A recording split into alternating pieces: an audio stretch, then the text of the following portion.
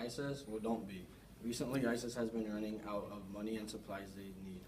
The desert town known as Al-Hual in northern Nigeria, it's a storage of pipes and oil tanks.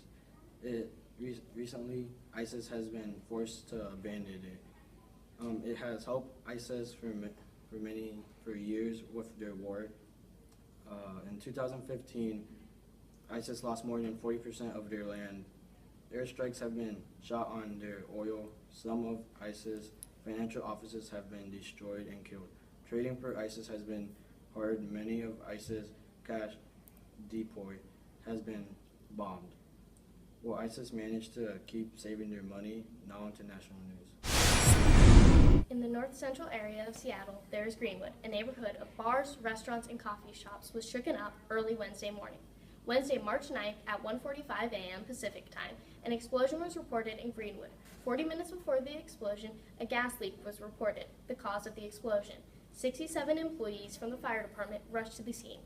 Out of 67, 9 were injured. The blast flattened 2 buildings entirely to the ground and shook the whole neighborhood. The explosion was so loud that it could be heard up to 10 miles away. Gas was said to still be leaking early Wednesday morning, but is not an immediate threat to the area. Images and videos of the damage show the area of where 2 buildings once stood. The destruction caused simply by gas leaking. I'm Scarloma, and we're here with national news. Review of the most recent debate. Candidates hailing from the Republican Party have turned to substance over theatrics last night. The candidates were trying to gain support before polls were conducted in Ohio, Florida, and another 3 states. Some of the topics discussed Thursday were terrorism, immigration, and trade. Rubio provided a quick, straight-to-the-point speech that ultimately gave him better favor, while Donald Trump was running down the clock.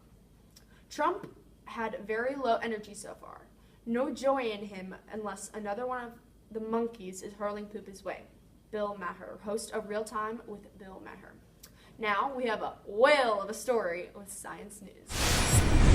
Scott Craze is getting ready to take out his boat from Sandwich, Massachusetts, and he and his crews will spend the night on Cape Cod Bay. Scott is the vice president of research at the New England Aquarium and has studied right whales for more than 35 years. He and his crew are on a mission. They have loaded night vision tools on the boat. They want to find out what North Atlantic right whales are doing at night. With only 500 remaining worldwide, the North Atlantic right whale is endangered and faces multiple threats. 83% of the whales have become entangled in fishing equipment at least once. Scott has been experimenting with colored fishing rope that whales may be able to see at night. Scott says his concern is what these animals are seeing at night and what they are capable of avoiding. Have you ever wondered where the idea of the teddy bear came from? It came from the Louisiana brown bear, and the species will be finally taken off the endangered species list after 24 years.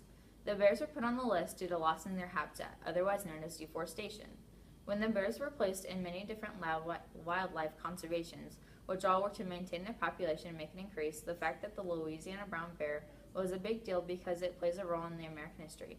Once President Theodore Roosevelt was on a hunting trip and they trapped a Louisiana brown bear, and Roosevelt refused to shoot it. That's how he gained the nickname Teddy. Because of this, a nearby shop owner was inspired to make a stuffed bear as a joke.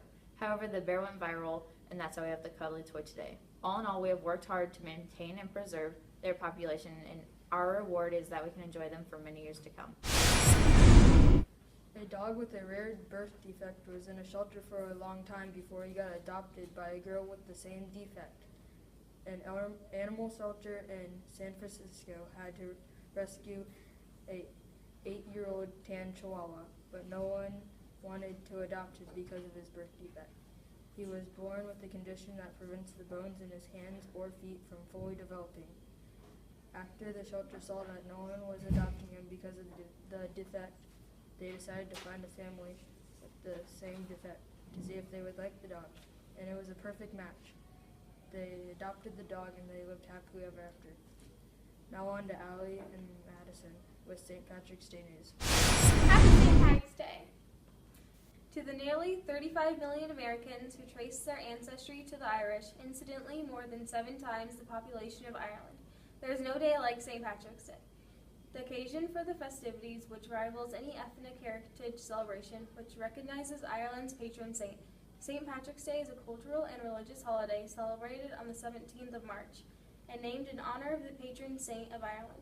The festival commemorates the arrival of Christianity in Ireland, as well as celebrating Irish heritage and culture. St. Patrick's Day is now celebrated by many people throughout the world, Irish and non-Irish alike, with food and drinks all green. Some history of St. Patrick's Day is that it actually was observed as a religious festival in Ireland for over 1,000 years, but it was only recognized as a celebration of Irish culture in the 1970s. The day is named in honor of St. Patrick, the patron saint of Ireland. He was kidnapped and put into slavery at age 16, and to help him endure his enslavement, he turned to God. Then he escaped from slavery from France, and that's where he became a priest. He spent 30 years establishing schools and churches. It brought Christianity widespread. We all know that shamrocks are a big part of St. Patrick's Day, but why? Because Patrick used a shamrock as a metaphor for the Trinity, showing how three individual units could be a part of the same body. Your odds of finding a four-leaf clover are 1 in 10,000.